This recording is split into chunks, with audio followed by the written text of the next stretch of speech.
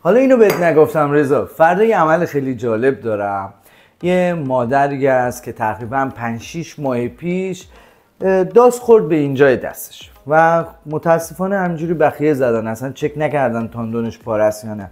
و این مادرمون تاندونش پاره است و انگشت شستش افتاده پایین و انگشت شستش رو نمیتونه بیاره بالا. خب انگشت شست خیلی از کارهای دست و انگشت شست انجام میده و به خاطر اینکه مدت زمان طولانی گذشته این عضلاتش آب شده، کوچیک شده، کوتاه شده.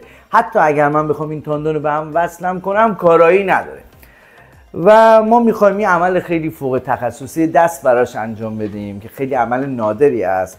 بعضی از انگشتای دست ما 2 تا تاندون دارن.